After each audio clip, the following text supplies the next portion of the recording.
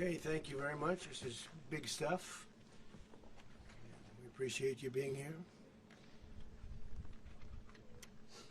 Late last night and early today, at my direction, the United States Armed Forces conducted an extraordinary military operation in the capital of Venezuela. Overwhelming American military power, air, land, and sea, was used to launch a spectacular assault. And it was an assault like people have not seen since World War II. It was a force against a heavily fortified military fortress in the heart of Caracas to bring outlaw dictator Nicolas Maduro to justice. This was one of the most stunning, effective, and powerful displays of American military might and competence in American history. And if you think about it, we've done some other good ones, like the attack on Soleimani, the attack on al-Baghdadi, and the obliteration and decimation of the Iran nuclear sites just recently in an operation known as Midnight Hammer, all perfectly executed and done. No nation in the world could achieve what America achieved yesterday, or frankly in just a short period of time. All Venezuelan military capacities were rendered powerless as the men and women of our military, working with U.S. law enforcement, successfully captured Maduro in the dead of night. It was dark. The lights of Caracas were largely turned off due to a certain expertise that we have. It was dark and it was deadly. But captured along with his wife, Celia Flores, both of whom now face American justice. Maduro and Flores have been indicted in the Southern District of New York, Jay Clayton, for their campaign of deadly narco-terrorism against the United States and its citizens. I want to thank the men and women of our military who achieved such an extraordinary success overnight with breathtaking speed, power, precision, and competence. You rarely see anything like it. You've seen some raids in this country that didn't go so well. They were an embarrassment. If you look back to Afghanistan, or if you look back to the Jimmy Carter days, they were different days. We're a respected country again, maybe like never before. These highly trained warriors, operating in collaboration with U.S. law enforcement, caught them in a very ready position. They were waiting for us. They knew we had many ships out in the sea, just sort of waiting. They knew we were coming. So they were in a ready, what's called a ready position. But they were completely overwhelmed and very quickly incapacitated. If you would have seen what I saw last night, you would have been very impressed. I'm not sure that you'll ever get to see it, but it was an incredible thing to see. Not a single American service member was killed, and not a single piece of American equipment was lost. We had many helicopters, many planes, many people involved in that fight. But think of that, not one piece of military equipment was lost, not one service member was, more importantly, killed. The United States military is the strongest and most fearsome military on the planet by far, with capabilities and skills our enemies can scarcely begin to imagine. We have the best equipment anywhere in the world. There's no equipment like what we have, and you see that even if you just look at the boats. You know, we've knocked out 97% of the drugs coming in by sea. 90%. Each boat kills on average 25,000 people. We knocked out 97%. And those drugs mostly come from a place called Venezuela. We're going to run the country until such time as we can do a safe, proper, and judicious transition. So we don't want to be involved with having somebody else get in and we have the same situation that we had for the last long period of years. So we are going to run the country until such time as we can do a safe, proper, and judicious transition. And it has to be judicious because that's what we're all about. We want peace, liberty, and justice for the great people of Venezuela, and that includes many from Venezuela that are now living in the United States and want to go back to their country. It's their homeland. We can't take a chance that somebody else takes over Venezuela that doesn't have the good of the Venezuelan people in mind. We've had decades of that. We're not going to let that happen.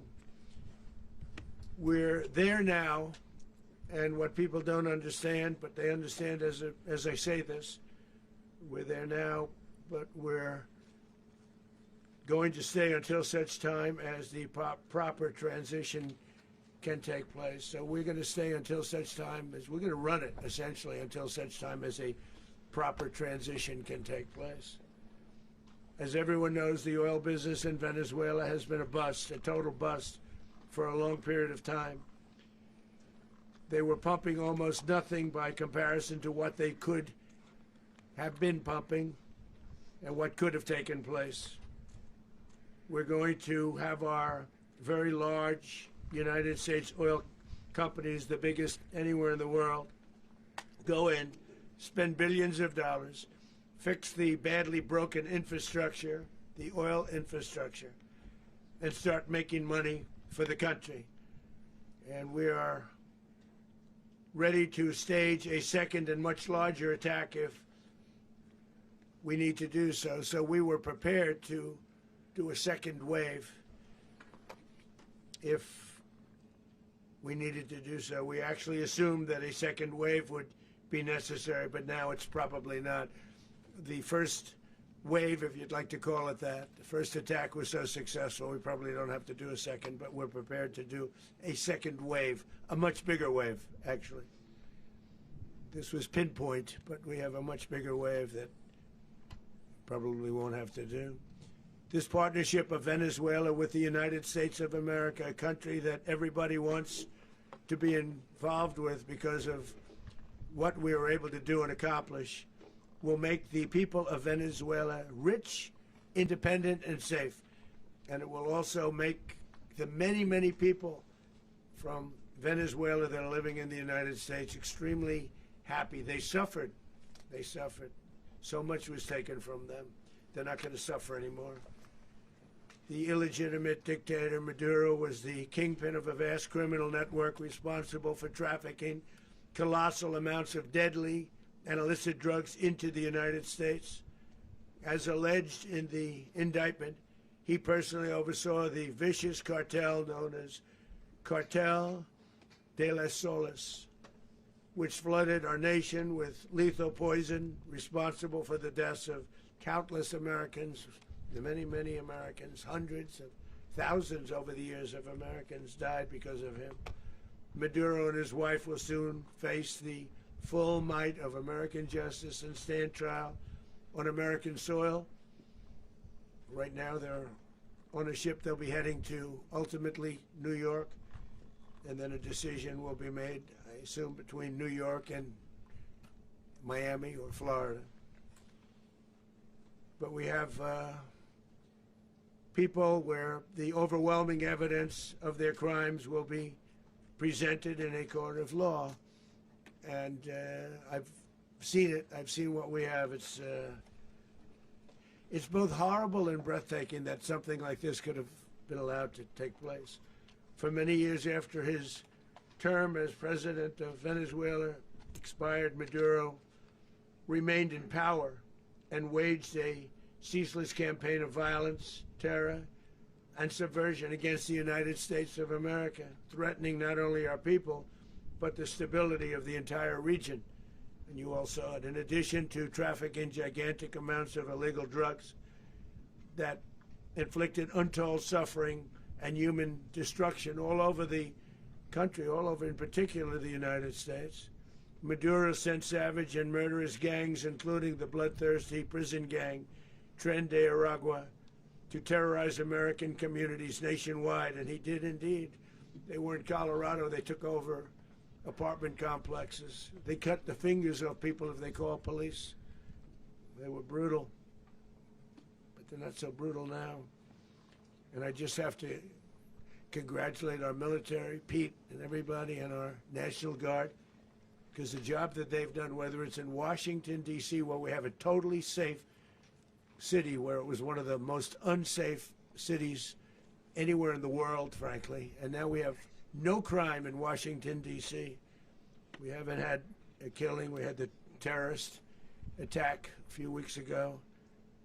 A little bit of a different kind of a threat, but we haven't had a killing in a long period of time, 6, 7 months. We used to have two, on average, 2 a week in Washington, our capital. We don't have that anymore. The restaurants are opening. Everyone's happy. They're going, they're walking their daughters, they're walking their children, their wives. They walk to restaurants. Restaurants are opening all over Washington, D.C. So I want to thank the National Guard. I want to thank our military. And I want to thank law enforcement. It's been amazing. And they should do it with more cities. We're doing it, as you know, and we're doing it in Memphis, Tennessee right now, and crime is down. We've just sort of started a few weeks ago, but crime is down now 77%. And the governor of Louisiana called, great person, and he wanted us to help him, as you know, in a certain very nice part of Louisiana. And we have done that. It was a rough section, and we have crime down. I understand it's down to almost nothing already after 2.5 weeks. New Orleans, it's down to almost nothing, and we've only been there for 2.5 weeks. Can't imagine why governors wouldn't want us to help. We also helped, as you know, in Chicago, and crime went down a little bit there. We did a very small help because we had no working ability with the governor. The governor was a disaster, and the mayor was a disaster, but it knocked down crime. But we're pulling out of there. When they need us, we'll know. You'll know. You'll be writing about it. And likewise, Los Angeles, where we saved Los Angeles early on, where the head of the police department made a statement that if the federal government didn't come in, we would have lost Los Angeles. That's long after the fires. That's when they had the riots in Los Angeles. We did a great job. Got no credit for it whatsoever, but that's okay. It doesn't matter. We don't need the credit. But we'll be pulling out when they need us. They'll call, or we'll go back if we have to. We'll go back. But we did a great job in various cities. But the place that we're very proud of is Washington, D.C., because it's our nation's capital. We took it from being a crime-ridden mess to being one of the safest cities in the country. But the gangs that they sent raped, tortured, and murdered American women and children. They were in all of the cities I mentioned, Tren de Aragua. And they were sent by Maduro to terrorize our people, and now Maduro will never again be able to threaten an American citizen or anybody from Venezuela. There will no longer be threats. For years I've highlighted the stories of those innocent Americans whose lives were so heartlessly robbed by this Venezuelan terrorist organization. Really one of the worst. One of the worst, they say the worst. Americans like 12-year-old Jocelyn Nungari from Houston. Beautiful Jocelyn Nungari, what happened to her? They, as you know, they kidnapped, assaulted, and murdered by Tren de Aragua animals. They murdered Jocelyn and left her dead under the bridge. There was a bridge that will never be the same to so many people after seeing what happened. As I've said many times, the Maduro regime emptied out their prisons, sent their worst and most violent monsters into the United States to steal American lives. And they came from mental institutions and insane asylums. They came from prisons and jails. The reason I say both, they sound similar. Actually, prisons little bit more hostile, a little bit tougher. A mental institution isn't as tough as an insane asylum, but we got them both. They sent from their mental institutions, they sent from their jails, prisons. They were drug dealers, they were drug kingpins, they sent everybody bad into the United States. But no longer, and we have now a border where nobody gets through. In addition, Venezuela unilaterally seized and sold American oil, American assets, and American platforms, costing us billions and billions of dollars. They did this a while ago, but we never had a president that did anything about it. They took all of our property. It was our property. We built it. And we never had a president that decided to do anything about it. Instead, they fought wars that were 10,000 miles away. We built Venezuela oil industry with American talent, drive, and skill, and the socialist regime stole it from us during those previous administrations, and they stole it through force. This constituted one of the largest thefts of American property in the history of our country. Considered the largest theft of property in the history of our country. Massive oil infrastructure was taken like we were babies, and we didn't do anything about it. I would have done something about it. America will never allow foreign powers to rob our people or drive us back into and out of our own hemisphere. That's what they did. Furthermore, under the now deposed dictator Maduro, Venezuela was increasingly hosting foreign adversaries in our region and acquiring menacing offensive weapons that could threaten U.S.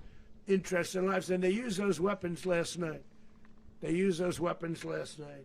Potentially in league with the cartels operating along our border. All of these actions were in gross violation of the core principles of American foreign policy, dating back more than 2 centuries, and not anymore. All the way back, it dated to the Monroe Doctrines, and the Monroe Doctrine is a big deal, but we've superseded it by a lot. By a real lot. They now call it the Monroe Document. I don't know. It's Monroe Doctrine.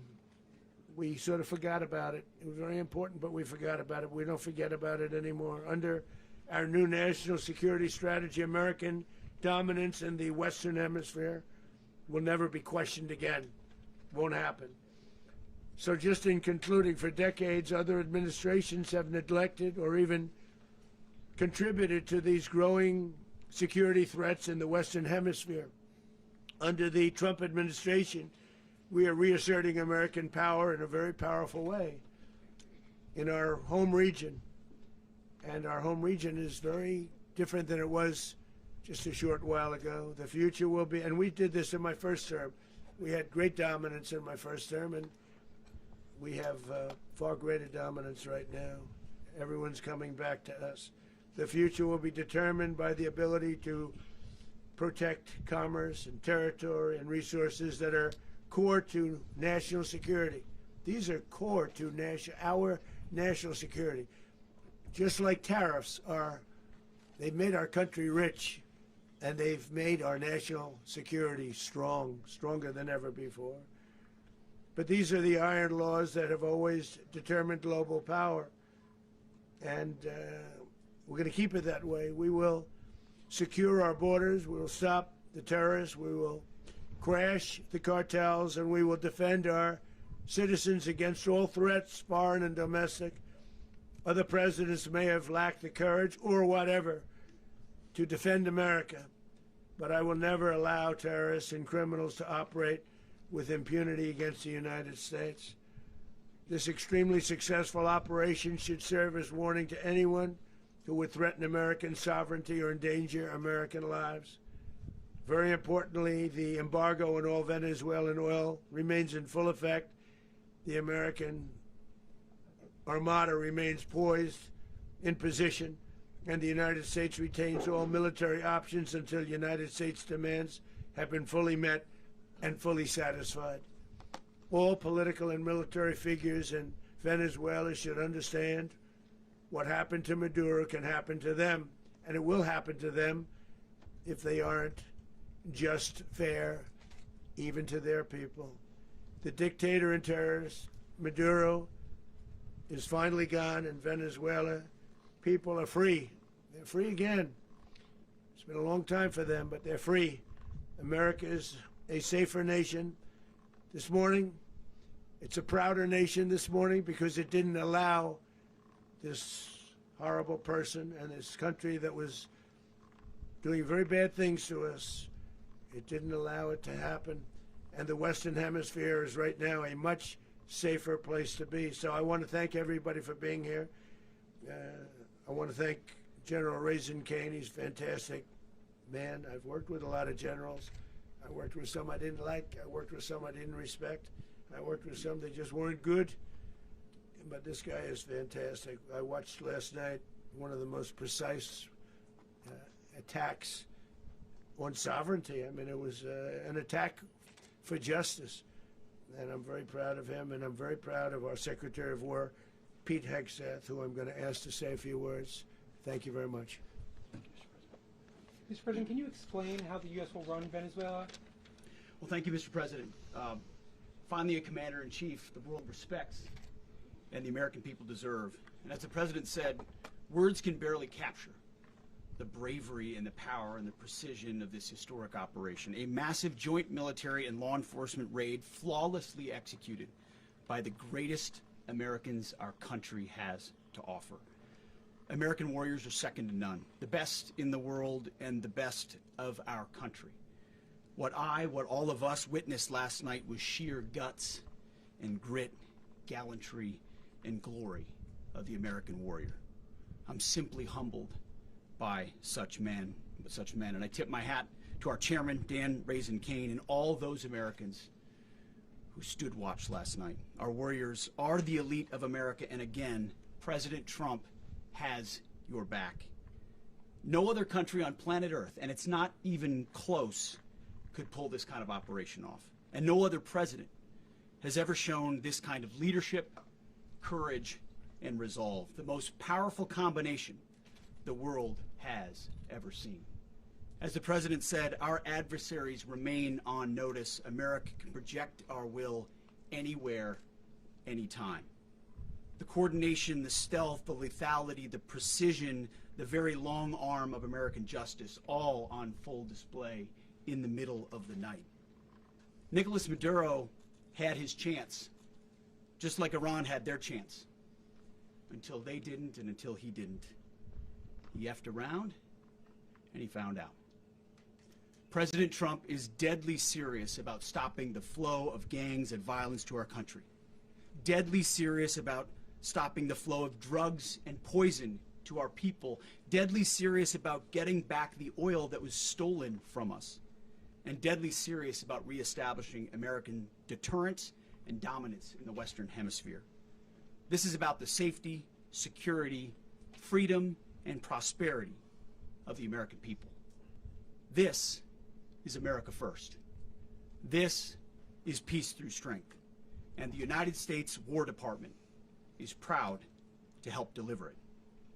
Welcome to 2026, and under President Trump, America is back. I'd like to welcome now our chairman, Chairman Raisin Kane, to give a few more details about the operation. Mr. Chairman. Thank you, Mr. Secretary. Thank you, Mr. President, and good morning. Last night, on the order of the President of the United States and in support of a request from the Department of Justice, as the President said, the United States military conducted an apprehension mission in Caracas, Venezuela, to bring to justice two indicted persons, Nicolas and Cecilia Maduro. This operation, known as Operation Absolute Resolve, was discreet, precise, and conducted during the darkest hours of January 2nd and was the culmination of months of planning and rehearsal, an operation that, frankly, only the United States military could undertake. What I'd like to do this morning is talk to you through some of the preparation and the details without compromising any of our tactics, techniques, and procedures. There is always a chance that we'll be tasked to do this type of mission again. Our interagency work began months ago and built on decades of experience of integrating complex air, ground, space, and maritime operations. While the past 2 decades have honed the skills of our special operations forces, this particular mission required every component of our joint force, with soldiers, sailors, airmen, Marines, and Guardians working in unison with our intelligence agency partners and law enforcement teammates in an unprecedented operation. We leveraged our unmatched intelligence capabilities and our years of experience in hunting terrorists, and we could not have done this mission without the incredible work by various intelligence agencies, including the CIA, NSA, and NGA. We watched, we waited, we prepared, we remained patient and professional. This mission was meticulously planned, drawing lessons from decades of missions over the last many years, many missions over these last many years. This was an audacious operation that only the United States could do. It required the utmost of precision and integration within our joint force. And the word integration does not explain the sheer complexity of such a mission.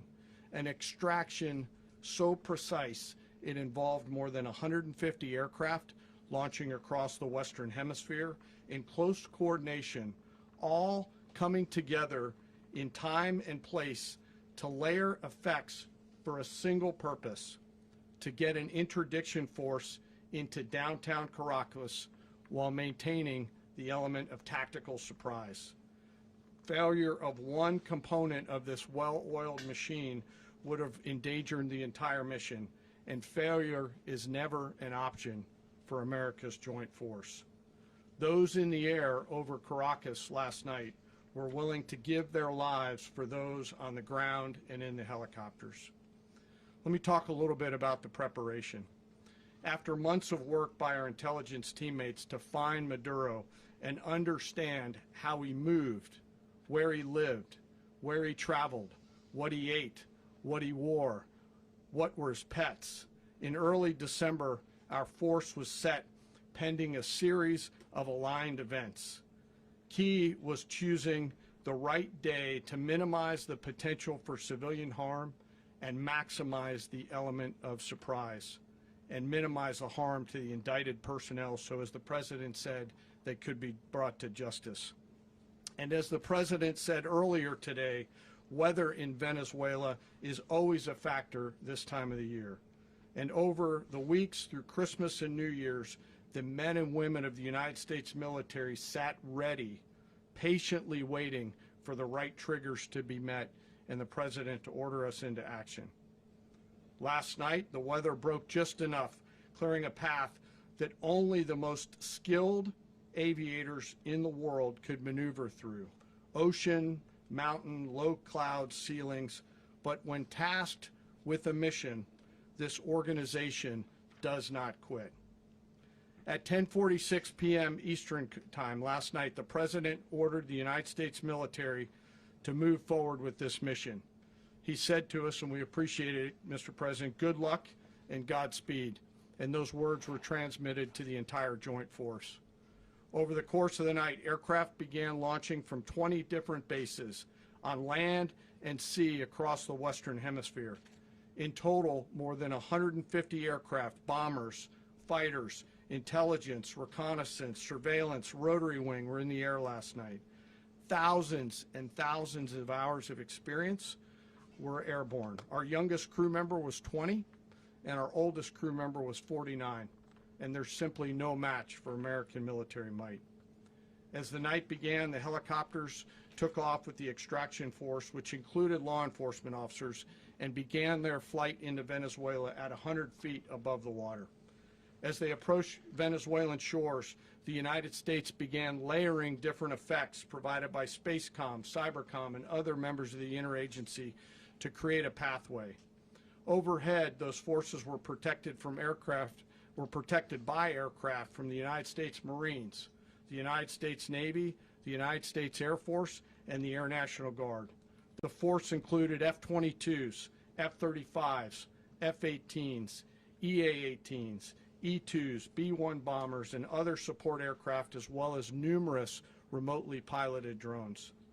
As the force began to approach Caracas, the Joint Air Component began dismantling and disabling the air defense systems in Venezuela, employing weapons to ensure the safe passage of the helicopters into the target area. The goal of our air component is, was, and always will be to protect the helicopters and the ground force and get them to the target and get them home. As the force crossed the last point of high terrain where they'd been hiding in the clutter, we assessed that we had maintained totally the element of surprise. As the helicopter force ingressed towards the objective at low level, we arrived at Maduro's compound at 1:01 a.m. Eastern Standard Time, or 2:01 a.m. Caracas local time, and the apprehension force descended into Maduro's compound and moved with speed, precision, and discipline towards their objective, and isolated the area to ensure the safety and security of the ground force while apprehending the indicted persons. On arrival into the target area, the helicopters came under fire, and they replied with that fire with overwhelming force in self-defense. One of our aircraft was hit but remained flyable, and as the President said earlier today, all of our aircraft came home, and that aircraft remained flyable during the rest of the mission. As the operation unfolded at the compound, our air and ground intelligence teams provided real-time updates to the ground force, ensuring those forces could safely navigate the complex environment without unnecessary risk. The force remained protected by overhead tactical aviation.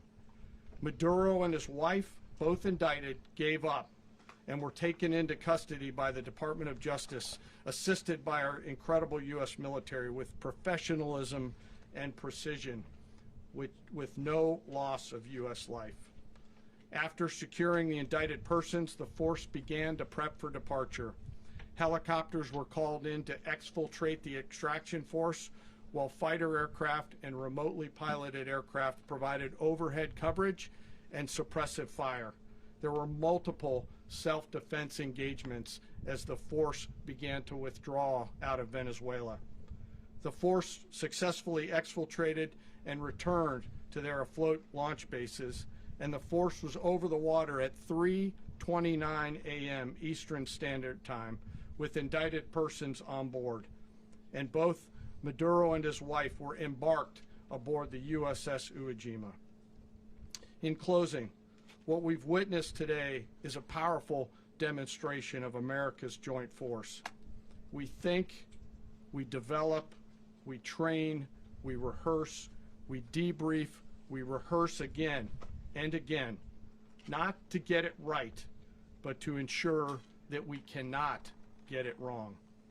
Our jobs are to integrate combat power so when the order comes, we can deliver overwhelming force at the time and the place of our choosing against any foe anywhere in the world.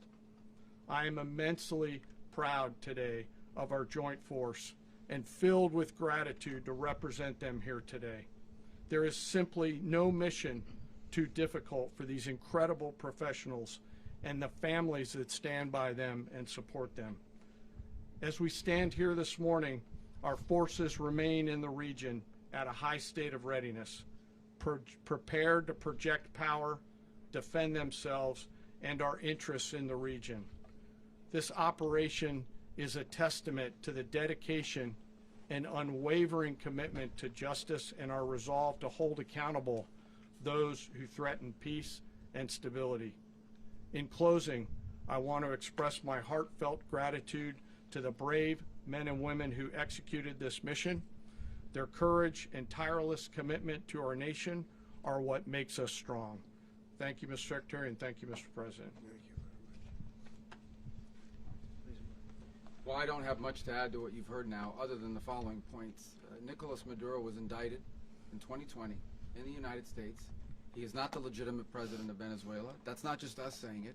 The first Trump administration, the Biden administration, the second Trump administration, none of those three recognized him. He's not recognized by the European Union and multiple countries around the world. He is a fugitive of American justice with a $50 million reward, which I guess we saved $50 million. And We should make sure. yeah, exactly. But Don't let anybody claim it. Nobody deserves it but us. But I want to be clear about one thing. Nicolas Maduro had multiple opportunities to avoid this. He was provided multiple very, very, very generous offers and chose instead to act like a wild man, chose instead to play around. And the result is what we saw tonight. The other message here is the following. You have a guy, like many people around the world, they like to play games. You have a guy who decides he's going to invite Iran into his country, is going to, do the confiscation of American oil companies, is going to flood our country with gang members, is going to take Americans prisoner and try to hold them for hostage and trade them like he was able to do with the Biden administration. Basically likes to play games all this time and thinks nothing's going to happen. And I hope what people now understand is that we have a president. The 47th president of the United States is not a game player. When he tells you that he's going to do something, when tells you he's going to address a problem, he means it. He actions it. I can tell you, I've watched this process now for 14, 15 years, been around it. Everybody talks. I'm going to do this. I'm going to do that. When I get there, we're going to do this. We're going to take. This is a president of action. Like, I don't understand yet how they haven't figured this out. And now, if you don't know, now you know. Because this is the way it's going to play out. And I think people need to understand that this is not a president that just talks and does letters and press conferences. And, if he says he's serious about something, he means it. And this is something that was a direct threat to the national interest of the United States, and the president addressed it. There's a president of peace, by the way. I told you what I just said earlier. This guy had multiple opportunities to find his way somewhere else and figure out another. He could have been living somewhere else right now very happy, but instead he wanted to play big boy. And so now, he's got other sets of problems on his hands. And but I think the message here should be for the world. Look, the president doesn't go out looking for people to pick fights with. He's not, generally wants to get along with everybody. We'll talk and meet with anybody, but don't play games. Don't play games with this president's in office, because it's not going to turn out well. And so I hope that, I guess that lesson was learned last night, and we hope it'll be instructive moving forward. Is that a message for Cuba? Mr. President. Mr. President. Mr. President. You said that the U.S. is going to run Venezuela, so who's in power right now? Well, we're going to be running it with a group, and we're going to make sure it's run properly. We're going to rebuild the oil infrastructure, which will cost billions of dollars. It'll be paid for by the oil companies directly. They will be reimbursed for what they're doing, but it's going to be paid. And we're going to get the oil flowing the way it should be. As you know, it was just a minor flow. It was actually a minor flow for what they have. But we're going to run it properly, and we're going to make sure the people of Venezuela are taken care of. We're going to make sure the people that were forced out of Venezuela by this thug are also taken care of. Mr. President. Mr. President. Mr. President. Mr. President. Mr. President, does the U.S. running the country mean that U.S. troops will be on the ground? How will that work? Well, they always say boots on the ground. Oh, so we're not afraid of boots on the ground if we have to have. We had boots on the ground last night at a very high level, actually. We're not afraid of it. We don't mind saying it.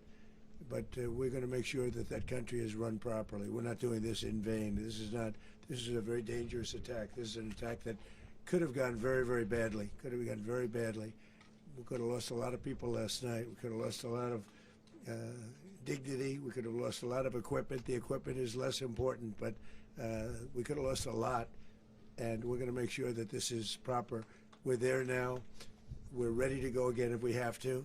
We're going to run the country right. It's going to be run very judiciously, very fairly. It's going to make a lot of money. We're going to give money to the people. We're going to reimburse people that were taken advantage of. We're going to take care of everybody. It's very important. We couldn't let them get away with it. They stole our oil. We built that whole industry there, and they just took it over like we were nothing. And we had a president that decided not to do anything about it. So we did something about it. We're late, but we did something about it. Yeah, please. Mr. President, can you explain the exact mechanism by which you're going to run the country? Are you going to designate a U.S. official to coordinate? It's Can you all just being unpack that? being done right now. We're designating people. We're talking to Who people. We're specifically? designating various people, and we're going to let you know who those people are. Mr. President. What's the group you mentioned that would run Venezuela? Well, it's largely going to be, for a period of time, the people that are standing right behind me. We're going to be running it. We're going to be bringing it back. It's a dead, I talk about a dead country. A year and a half ago, we were a dead country. Now we're the hottest country anywhere in the world. a country doing better than any country anywhere in the world. And it required leadership. Venezuela has a lot of bad people in there, a lot of bad people that shouldn't be leading. We're not going to take a chance that one of those people take over for Maduro. So you can look at, and others, we have fantastic people, including people in the military. So we're going to have a group of people running it until such time as it can be put back on track, make a lot of money for the people, and give people a great way of life, and also reimbursement for people in our country that were forced out of Venezuela. Mr. President, Rubio would be. you said earlier today that you weren't going to back Machado to come back and be the opposition leader in your Fox and Friends interview. And then you also mentioned the Vice President of Venezuela. Are you going to work with the Vice President of Venezuela, or how do you foresee the relationship Well, I going? understand she was just sworn in, but she was, as you know, picked by Maduro. So Marco's working on that directly. He just had a conversation with her, and she's essentially willing to do what we think is necessary to make Venezuela great again. Very simple. Mr. President, Colombian President Gustavo Petro, a couple weeks ago, he said he's got to watch his ass. And today, he said he's not concerned about anything happening to him in the aftermath of this operation. So, just what your message is Well, about he that. has cocaine mills. He has factories where he makes cocaine. And yeah, I think I stick by my first statement. He's making cocaine. They're sending it into the United States. So he does have to watch his ass. Mr. President, Did you notify any members of Congress in advance? Marco, do you want to talk about that? Because you were involved in it. Sure. We call members of Congress immediately after. This was not the kind of mission that you can do congressional notification on. It was a trigger-based mission in which conditions had to be met night after night. We watched and monitored that for a number of days. So it's just simply not the kind of mission you can call people and say, hey, we may do this at some point in the next 15 days. But it's largely a law enforcement function. Remember, at the end of the day, at its core, this was an arrest of 2 indicted fugitives of American justice, and the Department of War supported the Department of Justice in that job. Now, there are broader policy implications here, but it's just not the kind of mission that you can pre-notify because it endangers the mission. If I can add one thing to that. Congress has a tendency to leak. This would not be good. If they leaked, General, I think it would have been maybe a very different result. But I have to say, they knew we were coming at some point, We had a lot of ships out there. They sort of knew we were coming. But Congress will leak, and we don't want leaking. Mr. President, You were one of the only people to watch this all play out live. What was Maduro doing when the U.S. forces entered what I assume would be his home? And also, was there any point where the U.S. was considering, if Maduro pushed back or resisted, killing Maduro? It could have happened. It could have happened. He was trying to get into a safe place. You know what a safe place is, all steel. And he wasn't able to make it to the door because our guys were so fast. They went through the opposition so fast. And there was a lot of opposition. People were wondering, do we get them by surprise? Sort of surprised, but they were waiting for something. It was a lot of opposition. There was a lot of gunfire. You saw some of it today. But he was trying to get to a safe place, which wasn't safe because we would have had the door blown up in about 47 seconds, they say on average, regardless of how thick the steel was. It was a very thick door. It was a very heavy door, but he was unable to get to that door. He made it to the door. He was unable to close it. So where is Maduro going to be? Go ahead, finish. Where is Maduro going to be in the time being right now? Do you know his exact Well, whereabouts? eventually, ultimately, in the near future, he's going to be brought to New York. And where is he going to be held? Where is he going to be held in New York? Do you know? That's going to be up to the officials that do these things. Mr. President, the U.S. has something of a mixed track record of ousting dictators without necessarily a plan for what comes afterwards. Not with Did me, that weigh on your Well, decision that's when we had making? different presidents, but with me, that's not true. With me, we've had a perfect track record of winning. We win a lot, and we win. If you look at Soleimani, you look at al-Baghdadi, you look at the Midnight Hammer. Midnight Hammer was incredible. Right now, you wouldn't have peace in the Middle East. We have essentially peace in the Middle East because of that. If we weren't successful with Midnight Hammer, you wouldn't have peace in the Middle East. So, with me, you've had a lot of victory. You've had only victories. You've had no losses. Yeah. Mr. President, can you? How long do you expect the U.S. to run Venezuela, and how soon do you want the Venezuelan people to hold elections? So I'd like to do it quickly, but it takes a period of time. We're rebuilding. We have to rebuild their whole infrastructure. Is The that weeks, infrastructure months, is rotted. years? it's actually very dangerous. It's a, blow-up territory. Oil is very dangerous. It's a very dangerous thing to take out of the ground. It can kill a lot of people. It has killed a lot of people doing just that. The infrastructure is old. It's rotted. Much of it is stuff that we put there 25 years ago, and we're going to be replacing it. And we're going to take a lot of money out so that we can take care of the country. Are you saying that Secretary Rubio and Mr. President, China, Russia, and Iran have interests in Venezuela. How does this operation affect your relationships with them when it comes to the oil in terms of and China drugs? and Russia, Russia when we get things straightened out.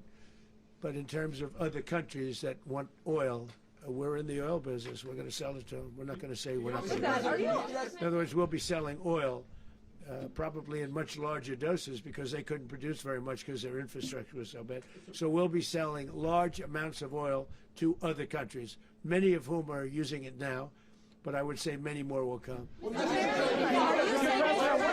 Are you saying that, Mr. President, are you saying that? Oh. Mr. President, thank you. What is your message to the people of Venezuela today? Of course, the civilian population specifically, they have a lot of questions. What is your message to the people of Venezuela? That you're going to have peace, justice. You're going to have some of the riches that you should have had for a long period of time. It was stolen from you. But you're going to have peace and you're going to have safety. You're going to have justice. You're going to have a country. You're going to have a real country. You're going to have potentially a great country. You know, if you go back 20 years, maybe even a little longer ago, that was a great country. And they destroyed it. Remember I said that if we lose this election, the United States will be Venezuela on steroids. That's what would have happened. Had we lost the election, the 2024 election, we suffered so badly. When you look at the border from 2020, what they did, what Joe Biden administration did to our country should never be forgotten.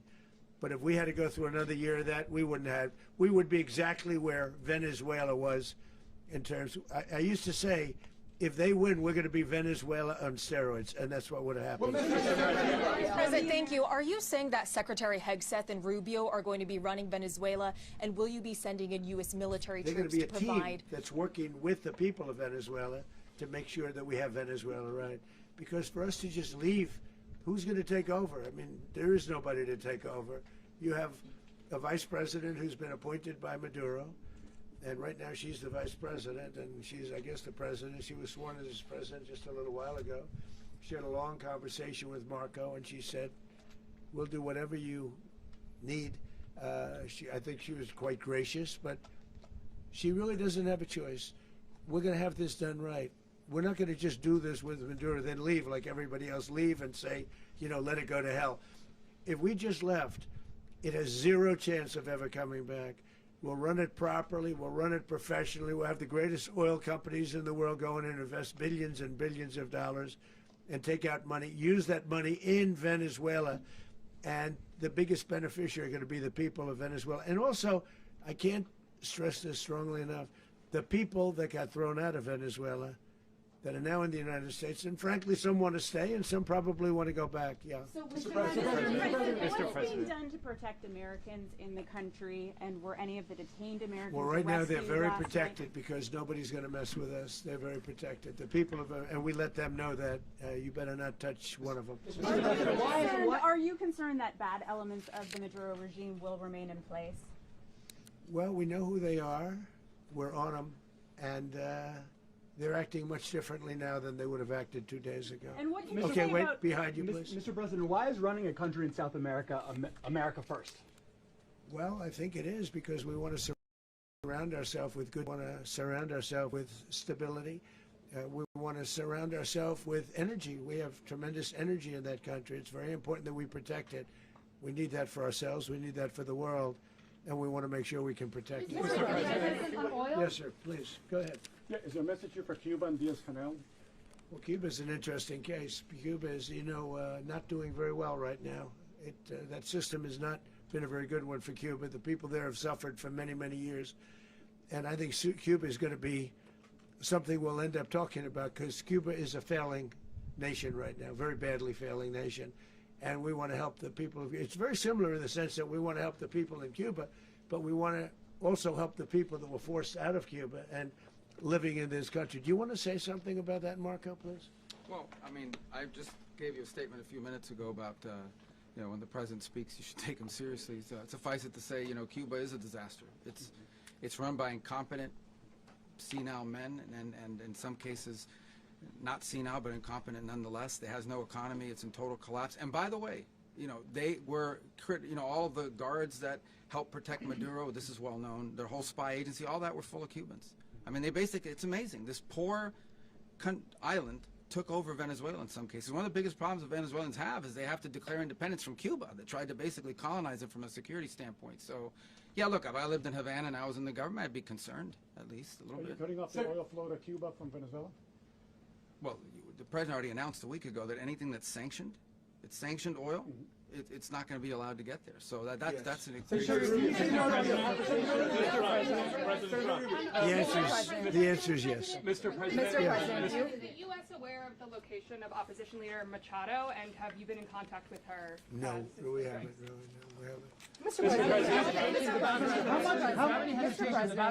President, on Monday. Oh, I think it would be very tough for her to be the leader. She doesn't have the support within or the respect within the country. She's a very nice woman, but she doesn't have the respect. Mr. President, is it possible that the U.S. ends up administrating Venezuela for years? Well, it won't cost us anything because the money coming out of the ground is very substantial, so it's not going to cost us anything. So the U.S. isn't going to dedicate money to... Well, we want safety there. We want to be surrounded by countries that aren't housing all of our enemies all over the world. That's what was happening, and you don't want to have that. But we're going to be rebuilding, and we're not spending money. The oil companies are going to go in. They're going to spend money. We're going to take back the oil that, frankly, we should have taken back a long time ago.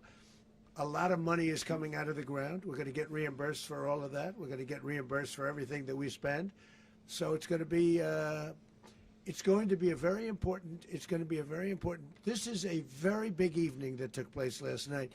We have to be surrounded by safe, secure countries, and we also have to have energy. Very important. We have to have energy that's real energy, not where they're getting 4% and 5% of the energy out of the ground. You take a look, it was such a disaster. So what's going to happen with Venezuela, I think, over the next period of a year is going to be a great thing, and the people of Venezuela will be the biggest beneficiaries. Mr. President, on Monday, U.S. military. Mr. President, thank you. What did you last speak to Maduro about when you spoke, and is the Well, US I don't want to get at war into the with Venezuela? conversations, but I did have conversations with him, and I said, you got to surrender. And I actually thought he was pretty close to doing so, but now he wished he did, yeah. Mr. President, can you explain, you said that Maduro is responsible for drug trafficking. You recently pardoned the former president of Honduras who was convicted on many drug trafficking. Can you explain how these two situations are different? And would you ever pardon Maduro? I endorsed, as you know, the winning president, the man who won in Honduras. I endorsed the man who won in Chile. I endorsed the man who won in Argentina. And we are doing very well with that whole group. What the man that I pardoned was, if you could equate it to us, he was treated like the Biden administration treated a man named Trump. That didn't work out too well for them. This was a man who was persecuted very unfairly. He was the head of the country. He was persecuted very unfairly. And there are a number of them. And we felt that it was a very unfair situation that happened to him. He's also a party member of the man who won. So obviously the people liked what I did. And one of the reasons that was done is because of the fact that the party in power felt very strongly that that man was treated very badly. I studied it very quickly, and then I studied it in great detail. I went to a lot of the people standing behind me, and they felt that that man was persecuted and treated very badly. That's why I gave him a pardon. Mr. President, you referenced boots on the ground earlier. Can you just sort of button this up? Do you envision the U.S. military having a presence in Venezuela as the U.S. runs that country? Well, no, we're going to have a presence in Venezuela as it pertains to oil, because we have to have, we're sending our expertise in. So you may need something, not very much. But no, we're going to be taking out a tremendous amount of wealth out of the ground, and that wealth is going to the people of Venezuela and people from outside of Venezuela that used to be in Venezuela. And it goes also to the United States of America in the form of reimbursement for the damages caused us by that country. So I want to thank you all very much. Thank you. Do you have one? Yes, please. You were so nice before. I'm going to give you the final question. Go Thank ahead. you, Mr. Unless it's a President. bad question, in It's which about case I'll Putin. go one more. It's about who? It's about Putin, if you want. About Putin. Well, that's Okay. always nice. You had a to talk phone. about Putin. You had a phone call with him Yeah. on Monday. Did he talk at all about Maduro? Did y'all talk about this? No, we didn't. And We then- never spoke about Maduro. Are you mad at him right now? I mean, there's this I'm not intelligence. thrilled with Putin. I'm not thrilled with Putin. He's killing too many people. There was that I intelligence. thought that would be so. I settled 8 1/4 war. You know what the 1/4 was? Thailand and Cambodia. I did it again. They broke out, and I did it in about 5 hours, and I settled it. I'm giving myself 1/4, so I'm up to now 8 1/4. In other words, I settled the war, but then they broke out. They had a pretty bad breakout over the last 4 days. I got them to go back to peace. So I only give 1/4. I thought the easiest one would be, one of the easier ones would be Russia, Ukraine. It's not. And they both have done some pretty bad things. And look, that's Biden's war. That's not my war. But I want to stop the lives. Did you see where last month, 30,000, it was 27,000 the month before. 30,000, mostly soldiers, were killed this last month. 30,000. I want to stop that. You know, I got NATO to pay 5% instead of the 2% that they weren't paying. They weren't paying 2, now they pay 5. And we send them a lot of munitions, we send them a lot of things, missiles and various other things, a lot. And they pay. The United States is not losing money. We're probably making money on that. It's the last thing I care about. I just want to stop all those people. We're losing 25, 30,000 human beings. They come from 2 places that are very far away. But if I can stop, because it's something I've been pretty good at doing, deals, I guess. It's all a deal. Life is a big deal.